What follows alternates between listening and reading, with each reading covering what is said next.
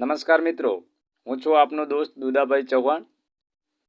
મિત્રો, સરકારશ્રીએ આધાર કાર્ડની અંદર એક મોટો ફેરફાર કરેલો છે।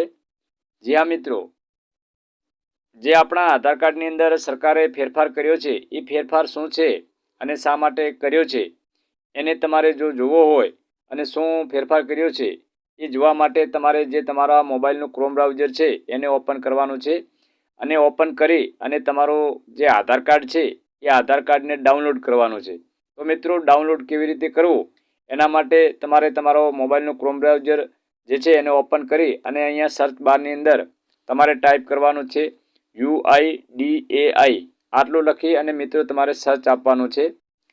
હવે આટલું લખી અને સર્ચ આપ્યા પછી તમારી સામે મિત્રો ફર્સ્ટ નંબરની જે વેબસાઇટ છે UIDAIની એ ઓફિશિયલ વેબસાઇટ જોવા તમને મળશે। તો એના પર તમારે ઓકે આપવાનું છે।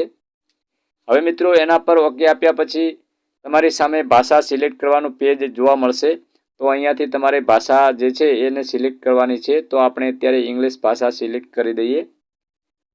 હવે મિત્રો, ભાષા સિલેક્ટ કર્યા પછી તમારી સામે જે પેજ છે એ પેજ બીજું ઓપન થશે અને એક અહીંયા મેસેજ તમને શો થશે। જે આ મેસેજ શો થઈ રહ્યો છે એના પર તમારે ઓકે આપવાનું છે। હવે મિત્રો, એના પર ઓકે આપ્યા પછી જે માય આધાર જે છે એની અંદર તમારે લોગિન થવાનું છે। તો લોગિન થવા માટે અહીંયા જે લોગિન બટન છે એના પર ઓકે આપવાનું છે અને અહીંયા તમારો આધાર કાર્ડ નંબર નાખી અને જે આ કેપ્ચા દેખાય છે એ કેપ્ચાને અંદર અહીંયા નાખી અને સેન્ડ ઓટીપી ઉપર ઓકે આપવાનું છે। તો આપણે અત્યારે આધાર કાર્ડ નંબર નાખી દઈએ। હવે મિત્રો, આધાર કાર્ડ નંબર નાખી દીધો છે અને આપણે અહીંયા અત્યારે કેપ્ચાને જે છે એ અંદર નાખી દઈએ। હવે આ જે સેન્ડ ઓટીપી છે એના પર ઓકે આપવાનું છે મિત્રો। એના પર ઓકે આપ્યા પછી આપણો જે મોબાઈલ નંબર છે એના પર એક ઓટીપી આવશે અને ઓટીપીને અહીંયા એન્ટર કરવાનો છે। આપણે કોપી કરી દઈએ, ઓટીપી મળી ગયો છે। હવે અહીંયા જે આ એન્ટર ઓટીપી જે લખેલ છે ત્યાં આપણે એ ઓટીપીને ફિલઅપ કરવાનો છે અને પછી અહીંયા જે આ લોગિન બટન દેખાય છે એના પર ઓકે આપવાનું છે। એના પર ઓકે આપશો એટલે મિત્રો તમારી સામે આવું ડેશબોર્ડ જોવા મળશે।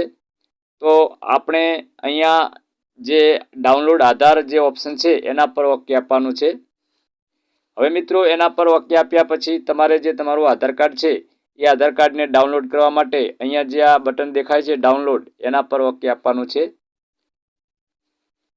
એના પર ઓકે આપશો એટલે તમારું જે આધાર કાર્ડ છે એ ડાઉનલોડ થઈ જશે અને એ આધાર કાર્ડ ડાઉનલોડ થયા પછી એક પાસવર્ડ ત્યાં નાખવાનો રહેશે અને પાસવર્ડ નાખ્યા પછી જ તમારું આધાર કાર્ડ જે પીડીએફ છે એ ખુલશે। તો અહીંયા મિત્રો પાસવર્ડ શું નાખવાનો છે? તો પાસવર્ડ 8 કેરેક્ટરનો નાખવાનો છે। 8 કેરેક્ટર એટલે કે 8 જે અંક છે એની અંદર તમારે જે તમારું નામ હોય એ નામના 4 અક્ષર અને પછી જે તમારું જન્મનું વર્ષ હોય એ વર્ષ નાખવાનું છે। ધારો કે મારું નામ દુદાભાઈ છે તો અહીંયા મારે ફર્સ્ટ 4 અંક મારા નામના નાખવાના છે। તો અહીંયા DUDA। પછી અહીંયા મિત્રો વર્ષ જે છે તમારા જન્મનું એ વર્ષ અહીંયા એન્ટર કરવાનું છે। તો આપણે વર્ષ પણ એન્ટર કરી દઈએ। આવી રીતે મિત્રો તમારે વર્ષ અંદર નાખી અને તમારા નામ જે છે એના ફર્સ્ટ 4 અંક નાખી અને વર્ષ અંદર એન્ટર કરી અને જે આ ઓપન દેખાય છે ઓપ્શન એના પર ઓકે આપશો એટલે તમારું જે આધાર કાર્ડ છે એ ખુલી જશે। હવે મિત્રો, હું આપને થોડું ઝૂમ કરીને બતાવી દઉં। જો મિત્રો, અહીંયા ચોખ્ખા શબ્દની અંદર એક મેસેજ સરકારે પ્રિન્ટ કરી અને આધાર કાર્ડ પર લગાવ્યો છે। એટલે કે આધાર કાર્ડ પર એક મેસેજને પ્રિન્ટ કર્યો છે। પહેલાં જે આપણું આધાર કાર્ડ હતું એ આધાર કાર્ડની અંદર આવો કોઈ મેસેજ આપણને જોવા નહોતો મળતો, પણ હવે જે 2024 પછી જે આધાર કાર્ડ બનાવશે એ આધાર કાર્ડ પર આ એક મેસેજ જોવા મળશે અને આ મેસેજ શાનો છે, શા માટે સરકારે અહીંયા પ્રિન્ટ કર્યો છે? તો મિત્રો થોડું હું આપને ઝૂમ કરીને ફરીથી બતાવી દઉં। તો મિત્રો, આપ અહીંયા જોઈ શકો છો કે અહીંયા ચોખ્ખા શબ્દમાં લખેલું છે કે આધાર એ ઓળખનો પુરાવો છે, નહીં કે નાગરિકતાનો અથવા જન્મ તારીખનો નહીં। એટલે મિત્રો, જે તમારો હવે જે આધાર કાર્ડ છે ઓળખાણ પૂરતો જ પુરાવો છે। તમારું જે આ આધાર કાર્ડ છે એ ઓળખાણ પૂરતો જ પુરાવો છે. એનાથી આપણી જે નાગરિકતા છે એ સાબિત આપણે કરી શકીએ નહીં, અથવા તો જન્મ તારીખ પણ આપણે આ આધાર કાર્ડ થકી સાબિત કરી શકીએ નહીં.